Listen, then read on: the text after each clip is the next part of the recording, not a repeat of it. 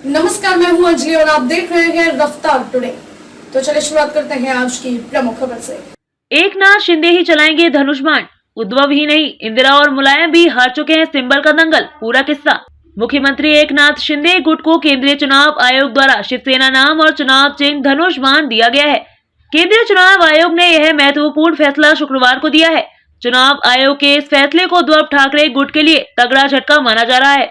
चुनाव आयोग ने भले ही पार्टी का नाम और चुनाव चिन्ह तीर कमान शिंदे गुट को दे दिया है, लेकिन यह कोई पहला मामला नहीं है जब चुनाव आयोग ने इस तरह के बड़े फैसले लिए हों। इसके पहले भी पूर्व प्रधानमंत्री इंदिरा गांधी और मुलायम सिंह यादव को भी अपनी पार्टी के नाम और चुनाव चिन्ह से हाथ धोना पड़ा था। शिंदे बनाम उद्धव गुट की लड़ाई को तो आप सब जानते ही हैं, लेकिन इंदिरा गांधी और मुलायम सिंह यादव के साथ क्या हुआ था, आइए जानते हैं। क्या है इतिहास।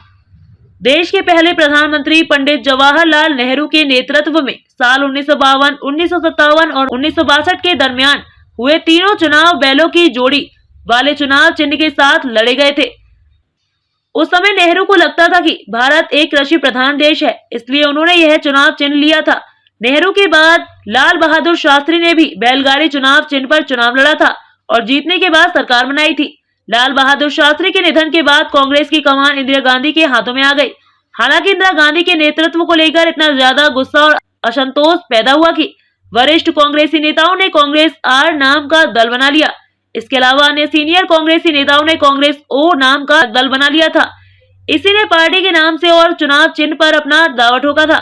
इस गुट में ज्यादातर लोग फ्रीडम फाइटर थे, जिनका कहना था कि कांग्रेस की असली विरासत संभालने वाले वही लोग हैं। जिसके बाद चुनाव आयोग में यह प्रकरण काफी दिनों तक चला। अंत में चुनाव आयोग ने इंदिरा गांधी को बैलों की जोड़े वाला चुनाव चिन्ह नहीं दिया। इंदिरा गांधी को चुनाव आयोग ने गाय और बछड़े चुनाव चिन्ह दिया था। नए चुनाव चिन्ह के साथ 1971 में इंदिरा गांधी ने चुनाव तो जीत लिया था, लेकिन 1975 में हालात फिर बिगड़ गए। देश में इमरजेंसी लागू हो गई, जिसके बाद 1977 में कांग्रेस को भयंकर पराजय का मुंह देखना पड़ा और पार्टी में फूट पड़ गई। जिसके बाद इंदिरा गांधी ने फिर से नया दल बना लिया, जिसे नाम मिला कांग्रेस आई, यानी कांग्रेस ने दिया कांग्रेस। गाय और बछड़े को लेकर इंदिरा का मजाक।